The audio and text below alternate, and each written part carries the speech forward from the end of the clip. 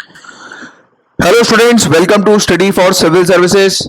Today is 11th of June 2020 and guys current affairs का ये lecture आप लोग देख रहे हैं। लेक्चर को शुरू करने से पहले मैं आप लोग को बता दूं कि सिविल सर्विसेज प्रीलिम्स की अगर आप तैयारी कर रहे हैं 2020 के लिए तो आप हमारे 100 डेज के क्रैश कोर्स को ज्वाइन कर सकते हैं। इन नंबर पर कांटेक्ट करके क्रैश कोर्स में आपका पूरा सिलेबस कंप्लीट करवाया जाएगा और साथ ही साथ आपको टेस्ट भी प्रोवाइड किए जाएंगे। और यदि आप सिर्फ टेस्ट सीरीज ज्वाइन करना चाहते हैं तो उसके लिए भी ऑप्शन अवेलेबल है। इन नंबर पर कांटेक्ट करके पूरी डिटेल अच्छे से हासिल कर लीजिए। ठीक है, तो चलिए अब समय ना वेस्ट करते हुए लेक्चर को शुरू कर देते हैं।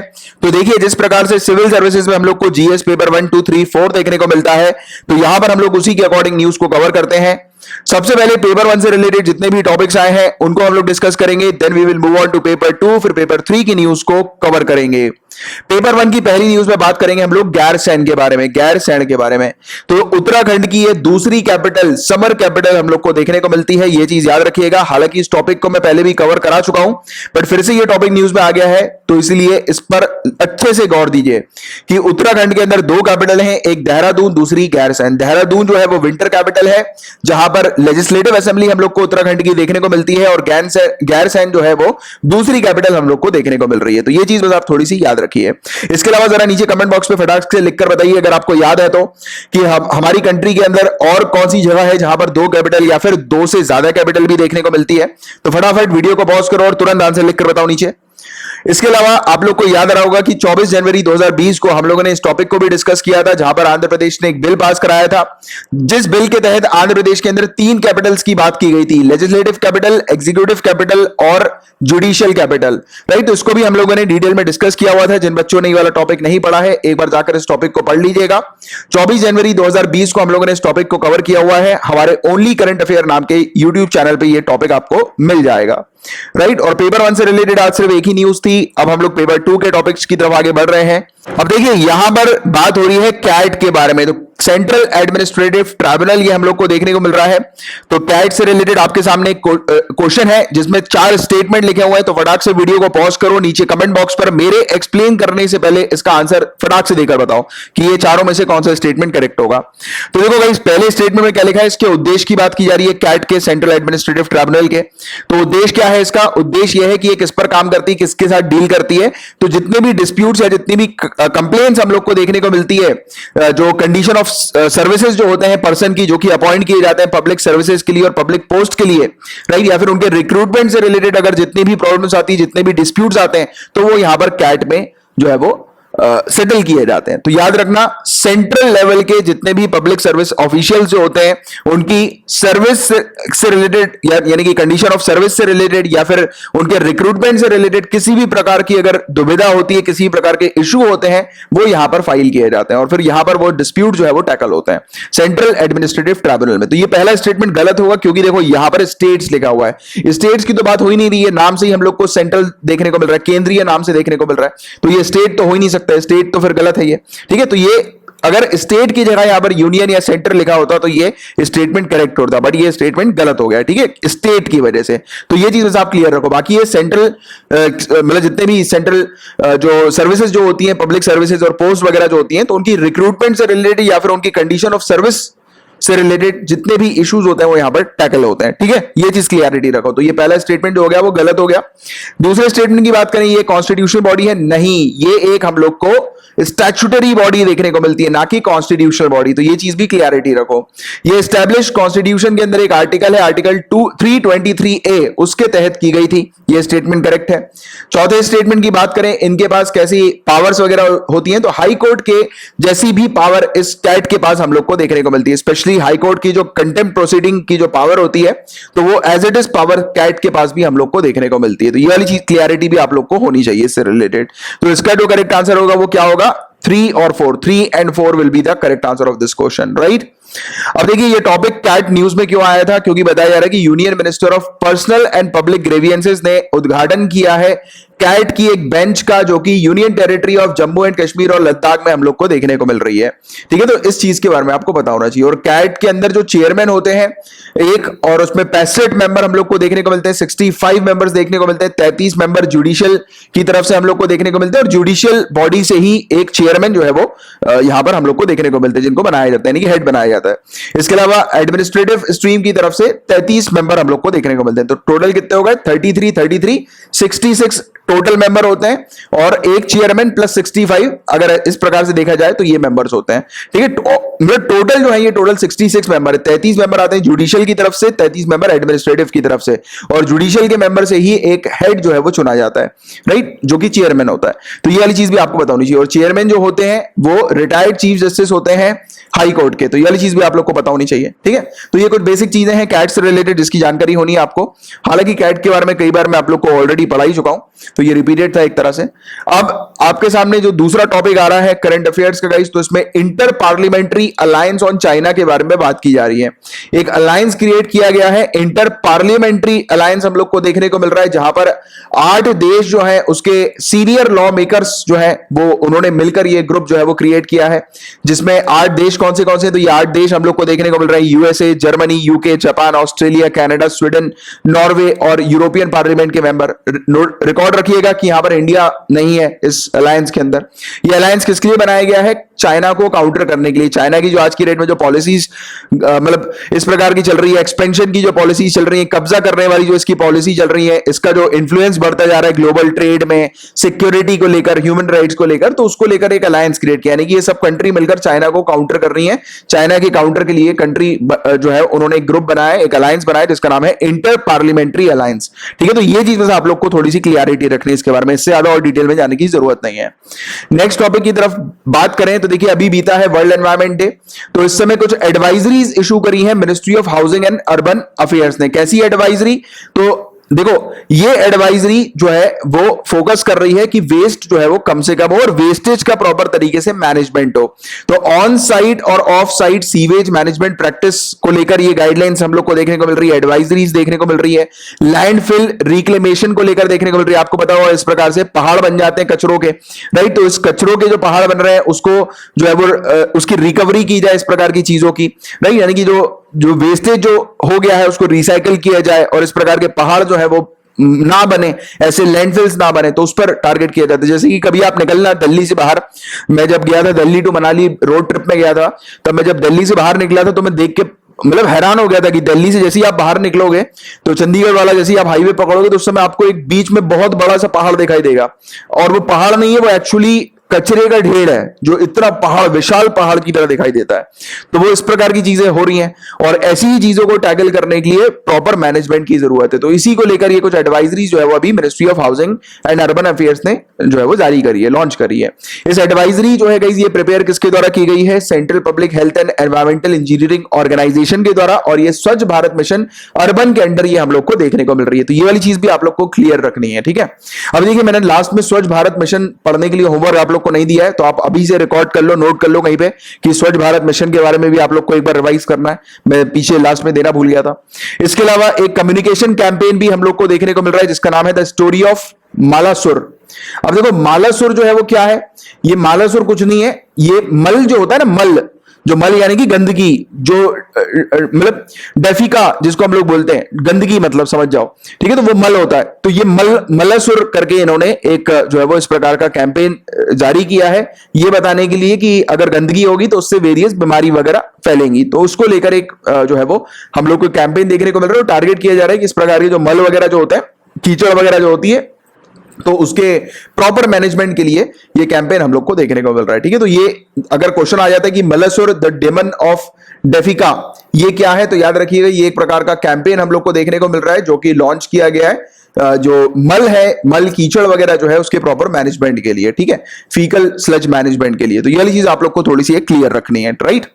आगे की बात करें तो देखिए prevention of human and animal mortality on highways campaign हम लोग को देखने को मिल रहा है, राइट। जैसे कि हाईवे वगैरह में लोगों की मौत हो जाती है, ठीक है, तो ह्यूमन और एनिमल्स की मौत हो जाती है। आपने देखा होगा कई बार एनिमल्स की मौत होते हुए, एनिमल जो है जैसे डॉग वगैरह हो गए और जैसे सुअर वगैरह हो गए या बिल्ली वगैरह हो गई, ये रास्ता जो है वो क्रॉस करते हैं उस दौरान, और भी दूसरे जानवर भी होते हैं, तो ये रास्ता जब क्रॉस करते हैं तो फिर तेज रफ्तार में आई गाड़ी जो है वो उनको मार डालती है। तो ऐसी चीजें हाईवेज में अक्सर होती हैं, देखी गई हैं।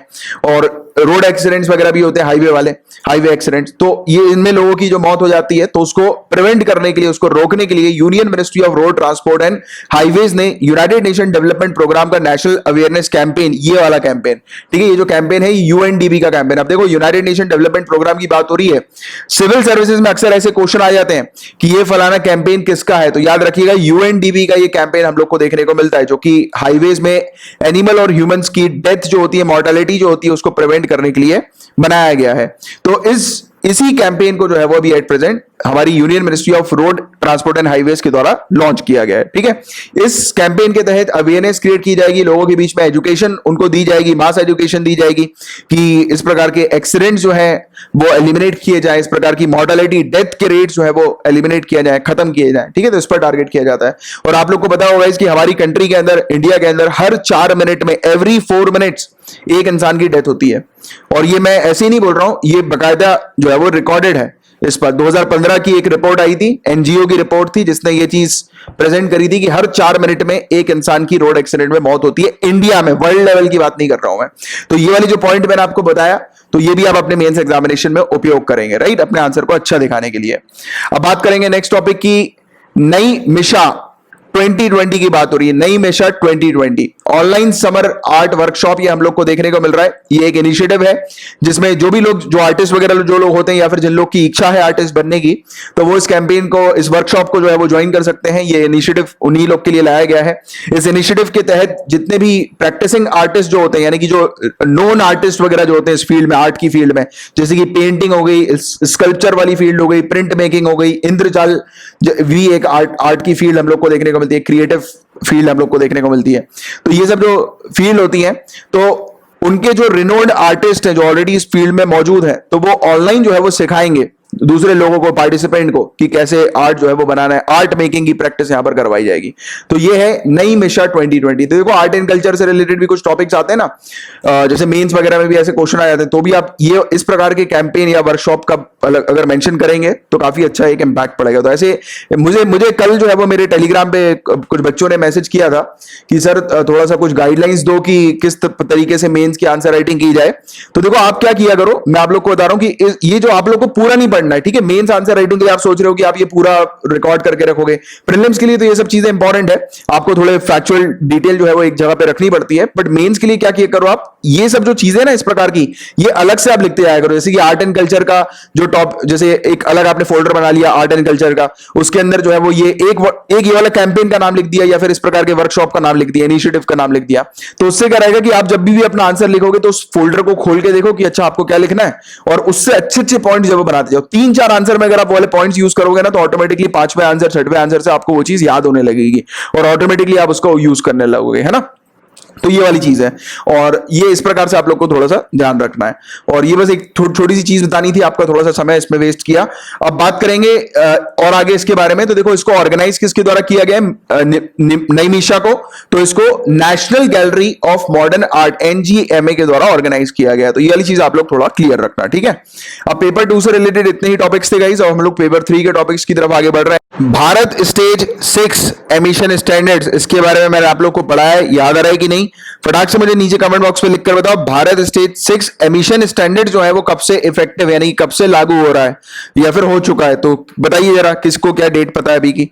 तो ministry of road transport and highways ने एक ऑर्डर इशू किया है, जिसके तहत बताया गया है कि अब जितनी भी भारत स्टेज 6 4 व्हीलर व्हीकल्स होंगी, 4 व्हीलर की यहां पर बात हो रही है, point to be noted, prelims में आपको इसी चीज से उलझाया जा सकता है अगर बाई चांस ये क्वेश्चन आ गया तो 4 व्हीलर याद रखना, भारत स्टेज 6 की जितनी भी 4 व्हीलर व्हीकल्स हैं, उसके ऊपर वाली पट्टी, जो रजिस्ट्रेशन प्लेट की जो प्लेट होती है ना, उसके ऊपर बताया जा रहा है कि एक हरी कलर की पट्टी लगानी अनिवार्य है, मैंडेटरी है, और कहा जा रहा है कि 1 सेंटीमीटर इसकी पट्टी की चौड़ाई होनी चाहिए। तो ये चीज यहां पर बताई जा रही है। वो भारत स्टेज 6 की व्हीकल किसी भी फ्यूल टाइप की होगी, वो फर्क नहीं पड़ता, बट ये मैंडेटरी है कि उनको एक हरी पट्टी अब लगानी पड़ेगी अपनी व्हीकल की नंबर प्लेट के ऊपर, ठीक है। तो ये चीज यहां पर बताई गई है, ठीक है। क्लियर है यहां तक बातें? बस इतनी सी चीज थी इससे रिलेटेड। और भारत स्टेज एमिशन स्टैंडर्ड्स के बारे में अगर आपको ढंग से जानना है अच्छे से, तो 19 मार्च 2020 को ये टॉपिक मैंने कवर कराया हुआ है। ये स्टडी फॉर सिविल सर्विसेज हमारा जो मेन चैनल है यूट्यूब का, वहां पर ये आपको मिलेगा। अब देखो, अगर आपको ये सब कुछ सर्च करना रहता है ना, आप कुछ मत किया करो, 19 मार्च 2020 लिख दो, उसके आगे या तो ओनली करंट अफेयर लिख दो या स्टडी फॉर सिविल सर्विसेज लिख दो। सबसे टॉप में जो वीडियो आएगा, ज्यादातर ओनली करंट अफेयर लिखा करो, तो वो सबसे टॉप में आपको जो वीडियो मिलेगा वो यही वाला मिल जाएगा। ठीक है, तो ये इस वीडियो में 28 मिनट 17 सेकंड पे आप जाओगे तो you will find this topic. इस टॉपिक को आप एक बार देख लेना, ठीक है, जिसमें पूरा भारत स्टेज एमिशन स्टैंडर्ड्स के बारे में मैंने ऑलरेडी एक्सप्लेन किया हुआ है, राइट। अब देखो, इस न्यूज में काम की बात जो है वो एनोनिमस है, ठीक है। अगर क्वेश्चन आएगा एनोनिमस क्या है, तो याद रखना आप लोग कि एनोनिमस एक हैकर्स का ग्रुप हम लोग को देखने को मिलता है। एक हैकर का ग्रुप है एनोनिमस, जो कि ज्यादातर यूएसए में, और वैसे तो ये हैकर जो है वो all over the world active रहते हैं, बट अभी रिसेंटली उन्होंने यूएसए में एक साइबर अटैक किया है। वो कहां पर किया वो बाद में चल के बताऊंगा। अभी याद रखो एनोनिमस, क्योंकि ये चीज आपसे पूछी जा सकती है क्या है। तो हैक्टिविस्ट ग्रुप हैकर्स का ग्रुप है जो कि वेबसाइट वगैरह और एप्लीकेशन वगैरह को हैक कर लेते हैं। अब इनका जो सिग्नेचर जो होता है, सिग्नेचर कैरेक्टरिस्टिक्स इनकी, यानी कि ये क्या चीज दिखाकर बताते हैं कि ये ग्रुप जो है वो इनसे रिलेटेड है, तो ये वाला मास्क, ये वेंदिता मास्क इसको बोलते हैं। हालांकि मेरा छोटा भाई है, उसकी स्टेज एंट्री भी इसी मास्क को पहन के होती है, तो ये वेंदिता मास्क इसको कहा जाता है, और इसको गाय फॉक्स मास्क के नाम से भी जाना जाता है। ठीक है, तो ये इनका एनोनिमस जो हैकर ग्रुप है उनकी ये सिग्नेचर आइडेंटिटी बताई जाती है। ठीक है, तो ये चीज एक क्लियरिटी रखो। दूसरी क्लियरिटी, ये ग्रुप जो है गाइस वो क्या किसी से इन्फ्लुएंस्ड है? नहीं। इन लोग का काम क्या होता है, इन लोग टारगेट करते हैं कि फ्रीडम ऑफ स्पीच जो है उसको प्रमोट करने के ऊपर। इन लोग का टारगेट क्या होता है कि गवर्नमेंट का कंट्रोल नहीं होना चाहिए, गवर्नमेंट सेंसरशिप नहीं करनी चाहिए, यानी कि गवर्नमेंट फ्रीडम दे सिटीजन्स को, और ये किसी पॉलिटिकल ग्रुप वगैरह से या पॉलिटिकल पार्टी से इन्फ्लुएंस नहीं रहते हैं। ठीक है, तो ये बेसिकली लोगों के लिए काम करते हैं, और इनका जो लोगों यानी कि लोगों के जो राइट्स वगैरह होते हैं उसको प्रमोट करने का ये बैकग्राउंड में काम करते हैं। तो आप इनको एक एक्टिविस्ट भी कह सकते हो, बट एक्चुअली ये इलीगल है। ये लोग हैकर्स हैं, वेबसाइट वगैरह जो है वो हैक वगैरह कर लेते हैं, और इनका ग्रुप जो होता है वो सभी के लिए ओपन रहता है। ठीक है, तो ये कुछ इनके बारे में चीजें हैं जिसकी एक बेसिक जानकारी आप लोग को होनी चाहिए। और क्योंकि आपसे डायरेक्टली ये एनोनिमस ही पूछा जाएगा, इससे ज्यादा और कुछ आपसे उतना डिटेल में नहीं पूछा जाएगा, बट कभी कभी क्या होता है पूछ लिया जाए स्टेटमेंट वाइज, तो आप लोग के पास एक आइडिया होना चाहिए, जैसे कि इनका सिग्नेचर कैरेक्टरिस्टिक वगैरह। और अभी इन लोगों ने क्या किया है, साइबर अटैक किया है जो वेबसाइट्स है मिनियापोलिस सिटी की और उसका जो पुलिस डिपार्टमेंट है।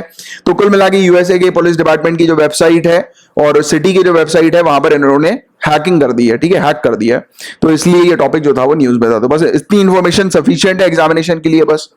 अब आगे की बात करें, अर्पित की बात हो रही है। अर्पित का फुल फॉर्म है airborne rescue pod for isolated transportation. तो ये हम लोग को अर्पित देखने को मिल रहा है। इसको इंडियन एयरफोर्स के द्वारा डिजाइन, डेवलप और मैन्युफैक्चर किया गया है। आप देखो, ये आप लोग को दिखाई दे रहा है एम्बुलेंस की वैन, उसके अंदर से ये कुछ निकल के आ रहा है। ठीक है, ये है अर्पित। ठीक है, अब ये बेसिकली इन्होंने इस प्रकार का एक कैबिन बनाया हुआ है जिसमें पेशेंट जो है गाइस उनको रखा जाएगा, जैसे कि एयरबॉर्न डिजीज जो होती है ना, फैलने वाली जो डिजीज होती है, तो ऐसे पेशेंट को यहां पर रख के उनको इवैक्यूएट किया जाएगा, यानी कि एक लोकेशन से दूसरी लोकेशन पे प्लेन के थ्रू उनको ले जाया जाएगा। ठीक है, तो ये हम लोग को अर्पित नाम का ये चीज देखने को मिल रही है, एयरबॉर्न रेस्क्यू पॉड। ये देखो रेस्क्यू पॉड है, ये इसमें पेशेंट को रखा जाएगा, ये पॉड है। ठीक है, और हवाई यात्रा से जो है वो एक पेशेंट को एक जगह से दूसरी लोकेशन पे ले जाया जाएगा। तो ये चीज है इसके बारे में। तो ये जनरल इंफॉर्मेशन जानकारी आपको होनी चाहिए। कोविड बीप की बात करें तो ये देखो आपको ये जो दिखाई दे रहा है, that is called COVID BEEP. ये आप देखो इसमें लिखा भी हुआ है कोविड बीप। इसका फुल फॉर्म क्या है? Continuous oxygenation and vital information detection biomed ECIL ESIC pod. तो ये इसका फुल फॉर्म हम लोग को कोविड बीप का देखने को मिल रहा है, राइट। और ये इंडिया की पहली इंडिजीनियस यानी कि इंडिया में ही बनाई गई और कॉस्ट इफेक्टिव, काफी सस्ती है, वायरलेस है। ठीक है, इसमें कोई वायर वगैरह से कनेक्टेड नहीं है ये। और ये क्या है? Physiological parameters monitoring system Covid patient के लिए, कोरोना वायरस के जो पेशेंट्स हैं, क्योंकि देखो कोविड नाम से हम लोग को समझ में आ रहा है कोविड पेशेंट के लिए, तो उनकी जो है वो एक्टिविटीज मॉनिटर की जाएंगी। कैसी एक्टिविटीज? जैसे कि ECG, उनका ECG मॉनिटर किया जाएगा, और जैसे ब्लड प्रेशर वगैरह जो होता है, नॉन इन्वेसिव ब्लड प्रेशर, तो उनकी वो सब मॉनिटरिंग वगैरह की जाएगी। तो ECG आपको पता होगा ना कि ECG करवाते हैं, जैसे कि जो हार्ट पेशेंट्स वगैरह जो होते हैं उनके लिए ECG वगैरह होती है, या फिर आप डॉक्टर वगैरह के पास जाते हो, अगर आपको थोड़ी बेचैनी लग रही होती तो डॉक्टर आपका ECG चेक करता है, राइट। तो ये वो ECG मशीन है एक प्रकार की पोर्टेबल। तो ये चीज हम लोग को कोविड बीप देखने को मिल रही है। अगर कोविड बीप क्वेश्चन आता है तो आपको पता होना चाहिए इस प्रकार की डिवाइस है ये, जो कि कोरोना वायरस पेशेंट के हाथों में लगाई जाती है और ये ईसीजी जो है वो मॉनिटर करती है। ईसीजी हो गया, ब्लड प्रेशर हो गया, तो ये सब चीजें ये मॉनिटर करती है और यहां पर इंफॉर्मेशन दिखाती है। ठीक है, तो इसके बारे में बस आप लोग को एक जनरल पता होना चाहिए। और रेस्पिरेटरी रेट की मॉनिटरिंग करती है, क्योंकि आपको पता होगा कोरोना वायरस के पेशेंट्स उनको सांस लेने में प्रॉब्लम आती है, राइट। तो ये चीज है वो। अब देखो इस पे ध्यान दो आप, ये देखो ये डिवाइस आपको दिखाई दे रही है, इस डिवाइस का नाम है नासोफ्रायनिगिल। अब जो भी है ये, अब मैंने इसको शायद गलत प्रोनाउंस किया होगा तो आप सही प्रोनाउंस कर लेना। तो ये एनपी स्वैब, ये इस डिवाइस का नाम हम लोग को देखने को मिल रहा है। ठीक है, ये डिवाइस है, मेडिकल डिवाइस है, किसके लिए? ये सैंपल्स वगैरह को कलेक्ट करने के लिए, कोरोना वायरस के पेशेंट्स होते हैं उनके सैंपल्स वगैरह कलेक्शन के लिए लिया जाता है। ना ही सिर्फ कोरोना वायरस, कई बार कुछ अलग अलग वायरसेस के सैंपल कलेक्ट करने के लिए ऐसी डिवाइस का उपयोग किया जाता है। तो ये वाली डिवाइस जो है वो नेशनल केमिकल लैब एनसीएल जो है, जो कि CSIR council for scientific and industrial research के अंडर हम लोग को देखने को मिलती है। तो ये 1 लाख ये वाले स्वैब्स जो है वो एक दिन में मैन्युफैक्चर करेंगी। तो इसको लेकर ये टॉपिक न्यूज में आया हुआ था। ठीक है, बस आप लोग को बस ये चीज पता होनी चाहिए ये क्या है। ये एक प्रकार का मेडिकल इंस्ट्रूमेंट है सैंपल्स को कलेक्ट करने का, या मेडिकल डिवाइस है सैंपल को कलेक्ट करने की, राइट।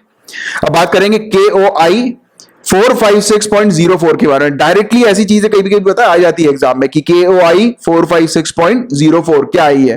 तो आपको पता होना चाहिए कि ये एक नया एक्सोप्लैनेट स्टार का पेयर है जो कि अभी रिसेंटली मिला है, डिस्कवर हुआ है।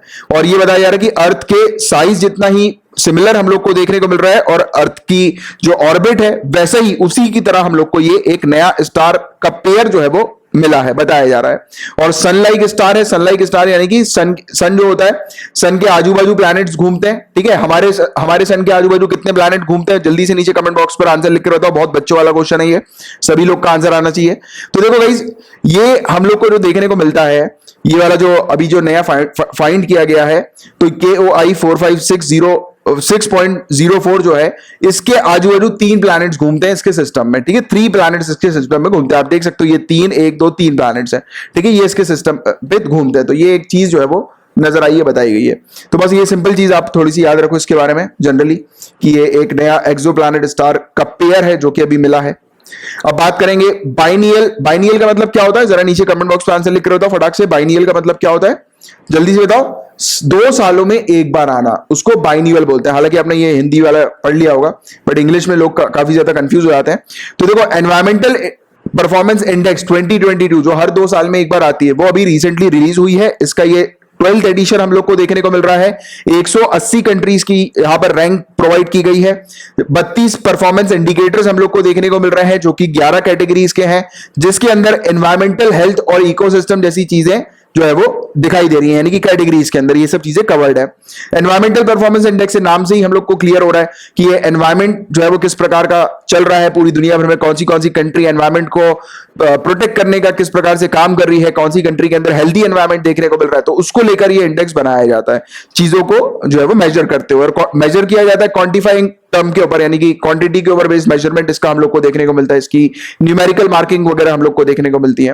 और इंडेक्स जो डेवलप किया गया था, ये बेसिकली पहली बार 2002 में जो पब्लिश हुआ था, एनवायरमेंटल परफॉर्मेंस इंडेक्स, ये पायलट बेसिस पे था। उसके बाद फिर ये मतलब सभी समय समय पर आना शुरू हो गया। जब स्टार्टिंग में इसको किया गया था तो United nation millennium development goals को ध्यान में रखते हुए, इसके टारगेट जो थे उसको ध्यान में रखते हुए ये इंडेक्स जो है वो तैयार किया जाता था स्टार्टिंग में, राइट। तो ये United nation millennium development goal जो है गाइस, उसका टारगेट 2015 तक ही था। और उसके बाद फिर हम लोग को United nation sustainable development goal देखने को मिल रहा है। आप लोग को पता होगा उसका आइडिया, आप लोग को पता है? बताना जरा मुझे नीचे कमेंट बॉक्स में लिखकर कि United nation sustainable development goal में कितने टोटल गोल्स हैं और कब तक का उसका टारगेट है। तो देखते हैं ये वाली चीज किसको पता है। कई बार मैं आप लोग को बता चुका हूं उसके बारे में भी। अब देखिए, ये एनवायरमेंट परफॉर्मेंस इंडेक्स जो है गाइस, इससे पहले एनवायरमेंटल सस्टेनेबिलिटी इंडेक्स हम लोग को देखने को मिला था 1999 और 2005 के बीच में ये पब्लिश हुआ था। और ये दोनों ही इंडिसेस जो है, यानी कि इंडेक्सेस जो हम लोग को देखने को मिलते हैं, ये येल यूनिवर्सिटी जो है और कोलंबिया यूनिवर्सिटी जो है उनके द्वारा डेवलप किया गया है, और साथ ही साथ वर्ल्ड इकोनॉमिक फोरम के कोलैबोरेशन के साथ और joint research centre for European commission के कोलैबोरेशन के साथ। तो ये चीज हम लोग को देखने को मिलती है। हालांकि इतना डिटेल में आप लोग को नहीं जाना है, बस एक जनरल आपको आइडिया होना चाहिए कि एनवायरमेंटल परफॉर्मेंस इंडेक्स जो है वो एग्जैक्टली है क्या, तो उसकी एक बेसिक आइडिया होनी चाहिए। इसके अलावा मेन चीज जो है वो यहां पर है कि इस इंडेक्स के अंदर इंडिया की क्या रैंक आई है, तो 168 इंडिया की रैंक देखने को मिल रही है, काफी पुअर रैंक हम लोग को देखने को मिल रही है। कितनी कंट्रीज मैंने आप लोग को बताई थी, 180 कंट्रीज, टोटल 180 कंट्री में से इंडिया की रैंक 168 यहां पर बताई जा रही है। 2020 के इंडेक्स में इंडिया का स्कोर 100 में से 27.6 हम लोग को देखने को मिल रहा है। 2018 की जो इसकी 2 साल पहले रैंक आई थी इंडिया की, वो 177 थी, राइट। उस समय भी हमारा स्कोर जो था वो 100 में से इतना ही था, 27.6।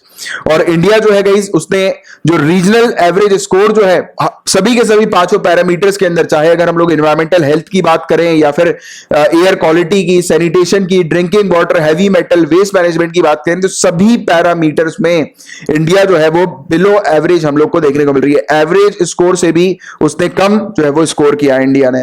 और ये सब चीजें आप जानते ही हो, जैसे कि अगर हम लोग एयर क्वालिटी की बात करें तो आप लोग को पता होगा कि इंडिया के अंदर एयर क्वालिटी इंडेक्स भी हम लोग को काफी खराब देखने को मिलता है, राइट। और इसमें जैसे कि हालांकि अभी कुछ समय से हम लोगों ने थोड़ा बहुत इंप्रूवमेंट करना शुरू किया है, नई नई कुछ डिवाइसेस इंस्टॉल करना शुरू करी है। सैनिटेशन के मामले में भी हम लोग इंप्रूव कर रहे हैं, ऐसा नहीं है कि इंप्रूव नहीं कर रहे हैं, बट फिर भी ओवरऑल जो अगर ग्लोबल लेवल की बात करें तो उसमें हमारा स्कोर जो है वो दूसरी कंट्री से काफी पीछे है, हम काफी कम हम लोग को देखने को मिलता है, राइट। इसके अलावा बायोडायवर्सिटी और इकोसिस्टम में भी स्कोर हमारा काफी बुरा है, काफी खराब है। साउथ एशियन कंट्रीज की बात करें तो इंडिया साउथ एशियन कंट्रीज के मामले में सेकंड पोजीशन पर है, जिसकी रैंक जो है वो 106 हम लोग को देखने को मिल रही है। पाकिस्तान के बाद ये बताई जा रही है इंडिया की रैंक आई है। इसके अलावा स्पेशली क्लाइमेट चेंज के अंदर और 11 कंट्रीज जो है गाइस, उनसे हम लोग पीछे बताए जा रहे हैं, जैसे कि बुरुंडी, हाइती, चाड, सोलोमन आइलैंड, मडागास्कर, गिनिया और कॉट दी आइवोर, सेरी लियोन। इसके अलावा अफगानिस्तान, म्यांमार और लाइबेरिया। तो देखो ये कंट्री जो मैंने भी आपको बताई है ना, फटाक से अपने वर्ल्ड मैप के पास जाओ और ये कंट्री, वीडियो को पॉज करो, वर्ल्ड मैप के पास खड़े हो और ये पूरी कंट्रीज को ढूंढो, ठीक है। ये आपका अभी का टास्क है। अब देखो जितनी भी साउथ एशियन कंट्रीज है सबकी सब, अफगानिस्तान को छोड़कर, तो वो सबकी सब जो है वो हमारी इंडिया से आगे हम लोग को देखने को मिल रही है। तो ये एक बड़ा जो है वो इंडिया के लिए काफी बेकार बात जो है वो बताई जा रही है एट प्रेजेंट, क्योंकि एनवायरमेंट के मामले में तो इस पे हम लोग को इंप्रूवमेंट करना जरूरी है। अब देखो, अब यहां पर ये इंडेक्स है, इंडेक्स का उपयोग आप अच्छे से मेंस में कर सकते हो। मेंस पॉइंट ऑफ व्यू से ये काफी इंपॉर्टेंट, प्रीलिम्स के लिए तो है ही है, but mains point of view से भी इक्विवेलेंट इंपॉर्टेंट है। तो ये फैक्चुअल कुछ डेटा है वो अपने पास रखा करो, जिससे कि आपकी मेंस आंसर राइटिंग जो है वो काफी बेटर हो, कॉपी अच्छी आपकी हो। और जो मैंने भी आपको ये बताया उसकी है हिंदी ट्रांसलेशन। इस इंडेक्स ने इंडिया को क्या सजेशन दिया है, तो इंडिया को सजेशन ये दिया है कि इंडिया को अपने सस्टेनेबिलिटी के एफर्ट जो है वो बढ़ाने पड़ेंगे, राइट। और मतलब दुगनी तरीके से इंडिया को काम करना पड़ेगा अगर उसको प्रॉपर तरीके से जो है वो एनवायरमेंट को कंजर्व करना है, अपनी एनवायरनमेंट को अच्छा करना है। तो और उसको हाई प्रायोरिटी एरिया, कुछ क्रिटिकल चीजों को देना पड़ेगा, नहीं कुछ क्रिटिकल फील्ड को उसको हाई प्रायोरिटी पे रखना पड़ेगा। जैसे कि एयर और वाटर की बात की जाए और बायोडायवर्सिटी और क्लाइमेट चेंज की बात की जाए, तो ये कुछ फील्ड्स हैं जिसमें इंडिया को इन सब फील्ड्स को हाई प्रायोरिटी में रखते हुए काम करना पड़ेगा, पॉलिसीज वगैरह लेकर आनी पड़ेंगी। ग्लोबल परफॉर्मेंस की बात करें, डेनमार्क, लक्समबर्ग और स्विट्जरलैंड, ये 3 कंट्रीज टॉप 3 पे हम लोग को देखने को मिल रही है। यूनाइटेड किंगडम 4th पे है। यूएसए की बात करें तो यूएसए 24वें नंबर पर है। और इंडस्ट्रियल, जो दूसरे इंडस्ट्रियल कंट्रीज है, नेशंस है, उससे काफी पीछे यूएसए है। वो इसलिए भी है क्योंकि कुछ समय पहले ही यूएसए ने घोषणा कर दी थी कि वो एनवायरमेंटल समिट वगैरह में जाएगा नहीं, क्लाइमेट चेंज वाले समिट वगैरह को ये सपोर्ट नहीं करेगा। तो इस प्रकार की चीजें इसकी आई थी। अमेरिका फर्स्ट पॉलिसी जब मैं आप लोग को पढ़ा रहा था, आपको याद आ रहा होगा, तब उस समय यूएसए ने इस चीज की घोषणा करी थी कि यूएसए सिर्फ यूएसए के बारे में सोचेगा, वो रेस्ट ऑफ द कंट्री के बारे में नहीं सोचेगा। तो ऐसी उटपटांग बातें ट्रम्प की तरफ से की गई थी एनवायरमेंट को लेकर, राइट। तो ये चीज हम लोग को देखने को मिली। और ये देखिए आप इसका हिंदी ट्रांसलेशन। तो ये था पूरा ईपीआई हम लोगों ने डिस्कस किया। अब देखिए मैंने कल आपसे इंसॉल्वेंसी एंड बैंक्रप्सी कोड पढ़ने के लिए कहा था, होपफुली आप लोगों ने पढ़ा होगा। तो अब इसके बारे में बात करते हैं। तो यहां पर हम लोग को बताया जा रहा है कि इंसॉल्वेंसी एंड बैंक्रप्सी कोड के अंदर सरकार कुछ ऑर्डिनेंस लेकर आई है इसको अमेंड करने के लिए, आईबीसी को। कैसे ऑर्डिनेंस लाए गए हैं, तो सिंपल बस याद रखो कि 25 मार्च से जो लॉकडाउन पूरे इंडिया में हम लोग को देखने को मिला है, तो उसको लेकर 6 महीने तक चीजों को एक्सटेंड किया गया। किन चीजों को, इसकी प्रोसीडिंग्स को। जो इंसॉल्वेंसी की जो फ्रेश प्रोसीडिंग है, यानी कि जो हम लोग को देखने को मिलता है कि नए केसेस जो होते हैं इंसॉल्वेंसी के, दिवालियापन के, तो वो नए केसेस जो है वो अभी एंटरटेन नहीं किए जाएंगे। 6 महीने तक उसको जो है वो अभी बताया जा रहा है कि सस्पेंड किया जा रहा है। और साथ ही साथ ये कहा जा रहा है कि कोई भी नई कंपनी, कोई भी नया इंडिविजुअल या फिर कोई भी नया कॉर्पोरेट, तो उसको इंसॉल्वेंट अभी डिक्लेयर नहीं किया जाएगा फर्दर 6 मंथ्स के लिए। तो सिंपल सी चीज ये इसमें ऑर्डिनेंस में ये चीज बस यहां पर बताई गई, तो इसमें इतना डिटेल में आपको जाने की जरूरत नहीं है। और ऑर्डिनेंस के सेक्शन 7, 9 और 10 को सस्पेंड किया गया। आप इतना डिटेल में नहीं घुसते हैं क्योंकि डिटेल में वाली चीज नहीं आएगी। मेन चीज जो आएगी वो मैं आप लोग को बताता हूं। सबसे पहली बात तो इंसॉल्वेंसी और बैंकरप्सी की डेफिनेशन क्या होती है, काफी इजी होता है। इंसॉल्वेंसी यानी कि कोई इंसान ने लोन ले लिया और वो लोन चुका नहीं पा रहा है, ठीक है, वो लोन भर नहीं पा रहा है, उसकी भरपाई नहीं हो पा रही है, टाइम पर, प्रॉपर टाइम पर वो पेमेंट नहीं कर पा रहा है, तो दैट इज कॉल्ड इंसॉल्वेंसी। कि एक इंसान जो है वो दिवाला होता जा रहा है इंसान, यानी कि उसकी हैसियत इतनी नहीं हो पा रही कि वो लिया हुआ लोन चुका पाए, ठीक है। अब दूसरा बैंकरप्सी। बैंकरप्सी किस चीज को हम लोग बोलते हैं, जब क्या होता है प्रॉपर तरीके से एक इंसान जो है उसका पूरा, यानी कि वो दिवालिया घोषित हो जाता है प्रॉपर तरीके से, उसको कोर्ट जो है वो बोल देती है कि अब आपने जो लोन लिया है उस लोन की भरपाई करने के लिए आपकी प्रॉपर्टी जो है वो नीलाम करनी पड़ेगी। आपने कई सारी मूवीज में ऐसी चीजें देखी होंगी कि एक करोड़पति आदमी होता है, वो उसका बिजनेस वगैरह डाउन हो जाता है, तो फिर वो उसको अपने घर की नीलामी वगैरह करनी पड़ती है। तो ऐसी चीज आप लोगों ने अक्सर देखी होगी, है ना। जैसे कि वो ओम जय जगदीश एक मूवी थी काफी फेमस, तो उसमें भी ऐसी कुछ चीजें आई थी सामने, राइट। तो वैसी ही कुछ चीजें हैं कि जब इंसान जो है पूरी तरह से मतलब एक अच्छी पोजीशन वाला इंसान जब उसका दिवालिया निकल जाता है, तो वो कोर्ट डिक्लेयर करती है कि उसकी प्रॉपर्टी की कुर्की कर देगी, वो नीलाम कर देगी उसकी प्रॉपर्टी की, उसके वो यानी कि लोन की भरपाई करने के लिए, ठीक है, उसकी ऑक्शनिंग की जाएगी और फिर वो जो है वो अमीर से गरीब हो जाता है फिर ऐसा इंसान।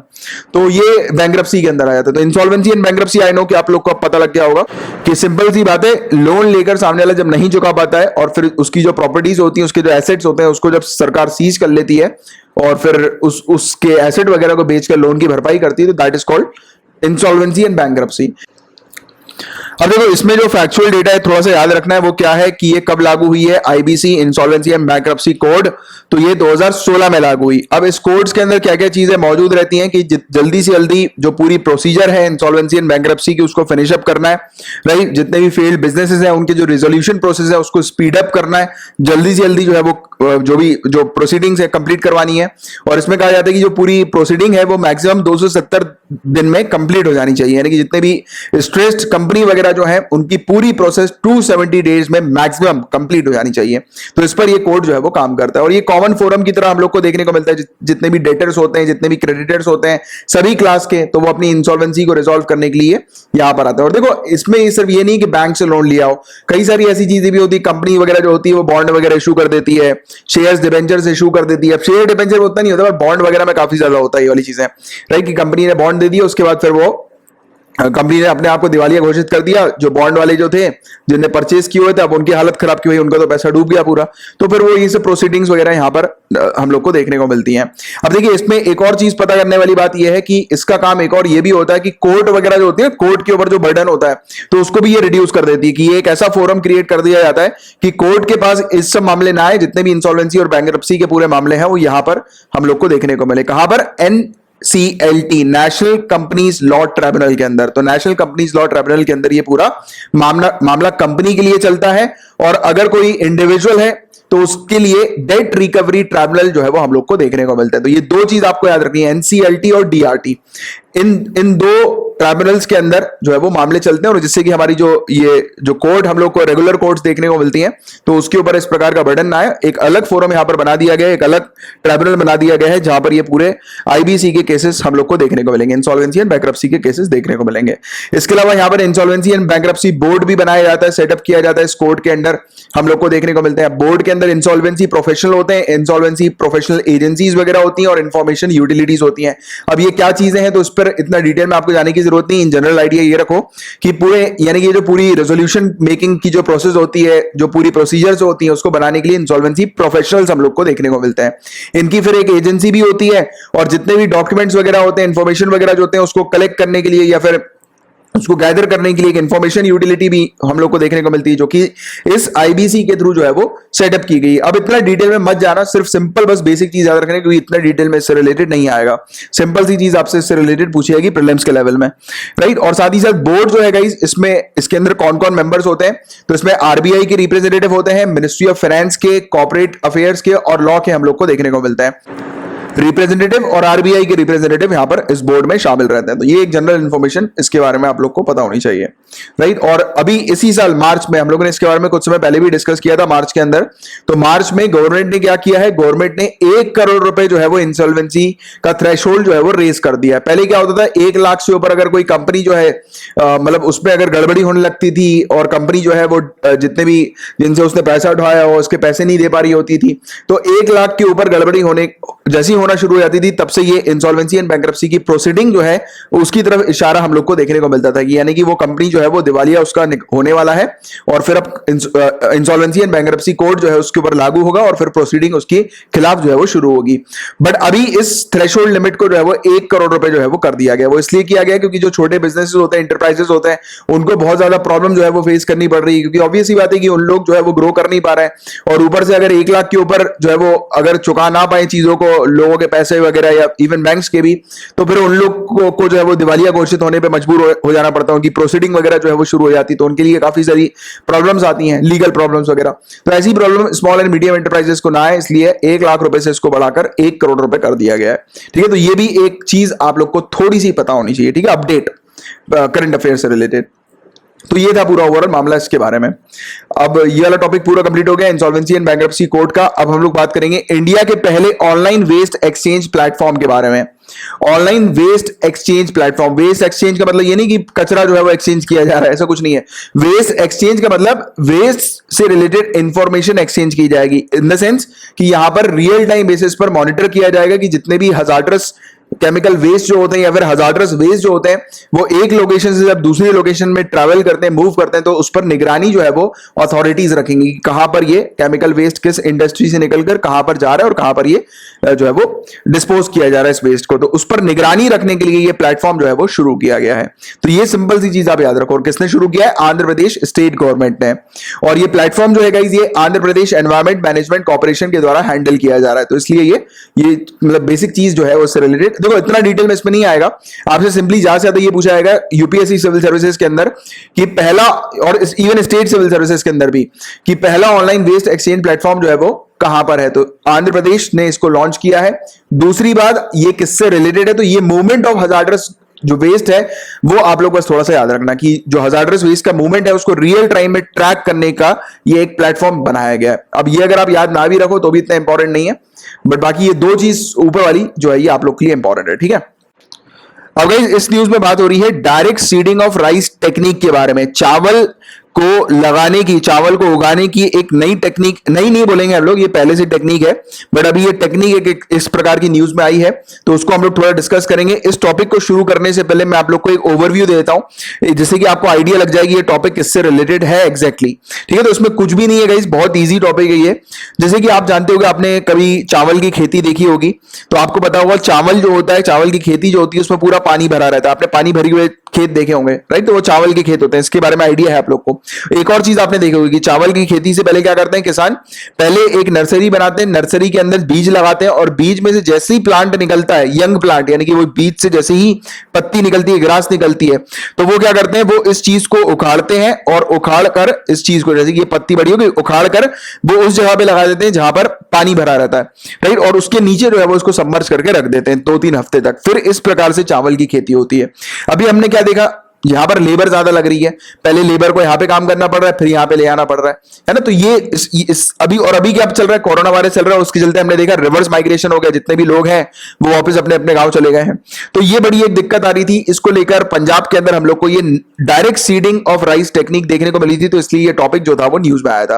अब देखो ये पूरा आपने देख लिया, ये ट्रेडिशनल मेथड और डायरेक्ट सीडिंग वाला मेथड क्या है, कुछ नहीं है, इसके अंदर डायरेक्ट बीज को, ये खेत है, खेत में डायरेक्ट बीज को जो है वो लगा दिया जाता है। कैसे लगा दिया जाता है? ट्रैक्टर की मदद से ड्रिल करके डायरेक्टली जमीन के अंदर बीज लगा दी जाती है। अब यहां पर किसी प्रकार की नर्सरी प्रिपेयर करने की जरूरत नहीं होती, ना ही किसी ट्रांसप्लांटेशन की जरूरत होती, जो मैंने भी आपको बताया था। ये वाली चीज अभी नहीं बताई थी, ये वाली चीज की। एक मिनट रुकना, ये उठ क्यों नहीं रहा ये? अच्छा, ये इसके पीछे चला गया इसलिए नहीं उठ रहा है। हाँ, ये वाली चीज मैंने आपको बताई थी, ये हो गया, ये हो गया, यहां चले गए, है ना? तो ये इस प्रकार की जो चीजें हैं वो सब यहां पर उपयोग में नहीं लाई जाती। इसमें सिंपली जमीन पर जो है वो बीज लगा दिया जाता है, राइट। और देखिए इसमें एक चीज ध्यान में रखी जाती है जो कि आपके प्रीलिम्स के लिए इंपॉर्टेंट है, जो आपको थोड़ा सा ध्यान में रखना है, वो क्या कि यहां पर जमीन का लेवल जो होना चाहिए वो एक जैसा होना चाहिए, यानी कि एक प्लेन लेवल जमीन का होना चाहिए, लेजर लेवल जिसको हम लोग बोलते हैं, ये वाला लेवल जो है बिल्कुल स्ट्रेट ये जमीन का होना चाहिए। अब यहां पर अगर जमीन ऊपर नीचे उबड़ खाबड़ है तो भी फर्क नहीं पड़ता, बट यहां पर अगर काम करना है यानी कि direct seeding rice technique, DSR technique का उपयोग करना है, तो उसके लिए जमीन का लेवल बिल्कुल लेजर लेवल का होना चाहिए, राइट। तो उसमें मशीन वगैरह के थ्रू ये होता है, तो उसमें अलग खर्चा आता है। तो ये इस प्रकार की चीजें जो होती हैं वो ये डीएसआर टेक्निक में हम लोग को देखने को मिलती है। और ये कन्वेंशनल से कैसे डिफरेंट है तो वो पूरा मैंने आपको एक्सप्लेन कर दिया कि कन्वेंशनल में क्या होता है एग्जैक्टली। इसके एडवांटेजेस की बात करें तो पानी यहां पर कम लगता है, क्योंकि अगर हम लोग, मैंने भी आपको बताया था स्टार्टिंग में, जो खेत होता है वो पानी से भरना पड़ता है उस खेत को, राइट। तो वो लगभग पहले 3 हफ्तों तक पूरे, यानी कि जैसे ही वो बीज से वो पौधा निकलता है और उसके बाद फिर उसको शिफ्ट किया जाता है इस पानी वाली जगह पे, तो 3 महीने तक पूरे पानी में भरा रहना चाहिए, वो सबमर्ज रहना चाहिए, फ्लडेड होना चाहिए, पूरा फ्लडेड कंडीशन बननी चाहिए, तब जाकर वो चावल जो है वो सही तरीके से उगता है। तो ये वाली चीज जो है वो यहां पर डीएसआर में नहीं होती, और वो नहीं होती तो यहां पर पानी की बचत होती है, क्योंकि डीएसआर के अंदर मात्र 21 दिन तक हम लोग को देखने को मिलता है, यानी कि कुछ नहीं करना पड़ता, 21 दिन के बाद जो है वो इरिगेशन, पहला इरिगेशन जो है वो सामने आता है, ठीक है। तो ये चीज यहां पर आती है।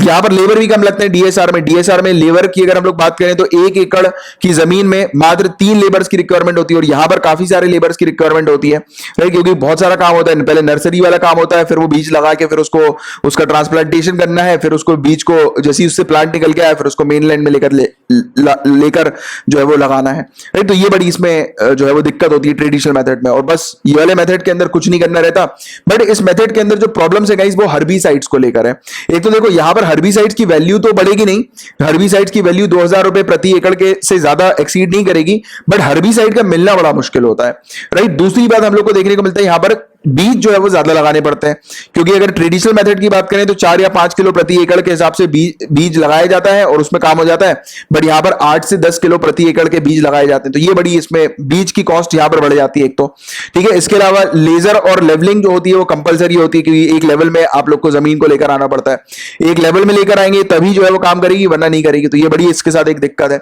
और लेवल पे लाने के लिए फिर वो मशीनरी वगैरह का उपयोग होता है। तो कहीं ना कहीं से ये वाला मेथड जो है वो फार्मर्स ऑप्ट नहीं करते हैं, क्योंकि वो ये सब मेथड में उनको काफी झंझट लगता है as compare to traditional method, जो कि सालों से जो है वो चला आ रहा है, ठीक है। तो उस पर उनका ज्यादा फोकस रहता है। और इसमें एक और बड़ी गड़बड़ी है कि अगर इसमें आपने प्रॉपर टाइम पर इसको नहीं बोया तो क्या होगा कि बड़ी दिक्कत हो जाएगी, क्योंकि जैसे ही ये पहली बार इसका जो 21 दिन के बाद जो इसका प्लांट निकलना शुरू होता है तो उस समय बारिश आना बहुत जरूरी है, क्योंकि उस समय बारिश नहीं आएगी तो ये बड़ी दिक्कत हो जाएगी कि बारिश जो है जैसे ही ये प्लांट निकले उसी समय तुरंत बारिश आनी चाहिए, मौसम तुरंत जो है वो मानसून का हो जाना चाहिए।